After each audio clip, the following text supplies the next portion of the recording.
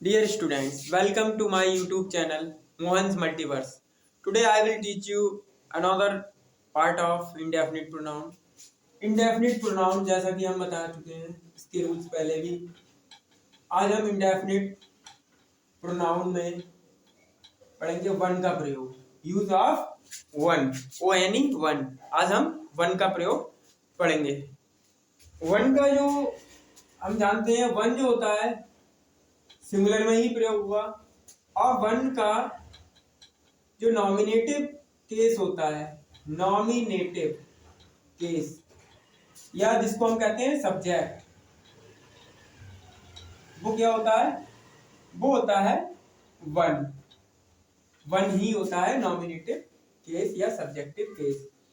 अब वन का possessive case, one का जैसे ही का हिज होता है, सी का हर होता है, इट का इट्स होता है, ऐसी वन का पजेसिव केस, वन का पजेसिव केस जो होता है वो होता है वंस। इसी तरह वन का ऑब्जेक्टिव केस, वन का ऑब्जेक्टिव केस वन ही होता है, और वन का रिफ्लेक्सिव जो होता है वो होता है वन सेल्फ, वन सेल्फ, क्योंकि ये सिमिलर है। वन का नॉमिनेटिव केस है वन, वन का पजेसिव केस है वंस, वन का ऑब्जेक्टिव केस है वन, वन का रिफ्लेक्सिव केस है वन सेल्फ। ये हमें पता होना जरूरी है। अब हम इनके कुछ सेंटेंस बना के समझेंगे कि वन का किस तरह से यूज होता है। For example, one should love his country. One should love his country, one है, यहाँ पजेसिव जो आया है, पजेसिव एडजेक्टिव हिज आया है। हम बता चुके हैं वन का पजेसिव केस वंस होता है, इसलिए यहाँ पर एरर जो है यहाँ पर है, यहाँ पर आएगा one's.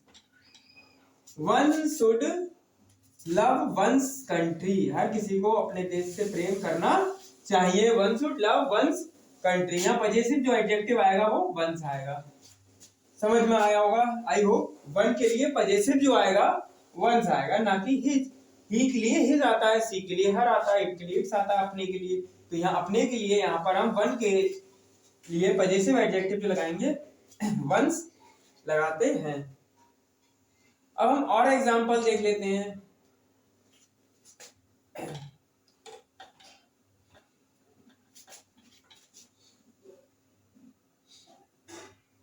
One should help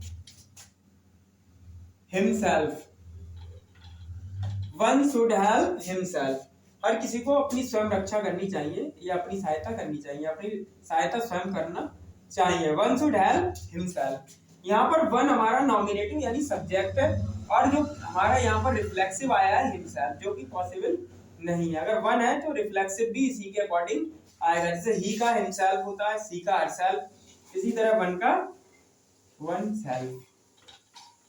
one का रिफ्लेक्सिव होता है one self, one should help one self.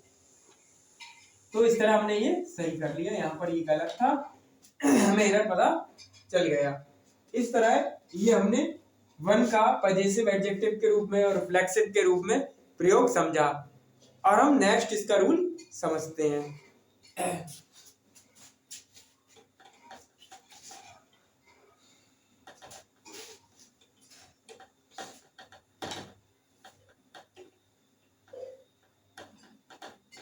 हम इसका नेक्स्ट रूल समझते हैं।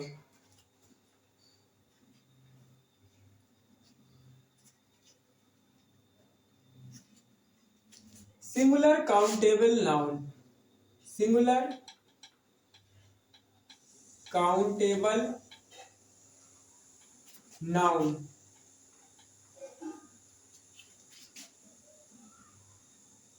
के दोबारा आने पर इसको दोबारा ना लिखकर सिंगुलर होने पर वन और प्लूरल होने पर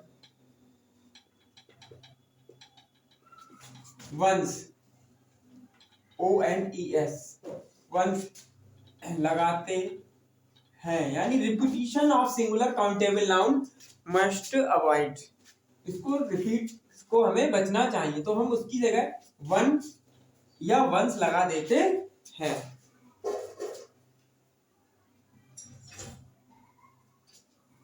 for example,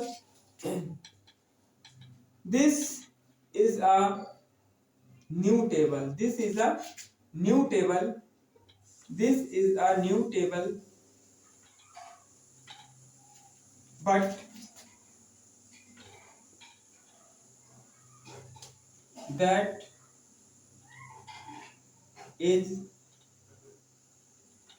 an old one, old one.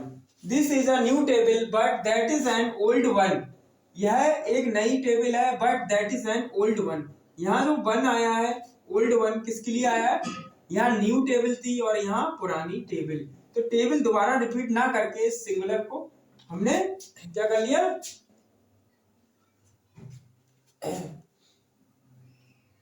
हमने यहां पर वन का प्रयोग कर दिया। इसी तरह और एग्जांपल हम देखते हैं, इसके समझ सकते हैं।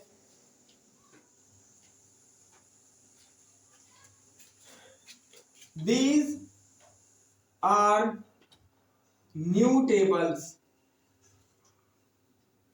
but those are old one. अब यहाँ वन नहीं आ सकता, वंस आएगा, क्योंकि न्यू टेबल्स ये प्लूरल हो गया, प्लूरल होगा तो वंस आएगा, सिंगुलर होगा तो वन आएगा। ये न्यू टेबल था, ओल्ड वन, यहाँ इसके लिए अपोजिट वर्ड आया। दीज आर न्यू टेबल्स, ये नए मेजे हैं लेकिन वो पुरानी है। But those are old tables ना लिख के हमने वंस लगाया। क्यों लगाया वंस? क्योंकि यहाँ पर प्लूरल नाउन था इसलिए वंस आ गया। सिंगुलर होगा तो वन आ जाएगा।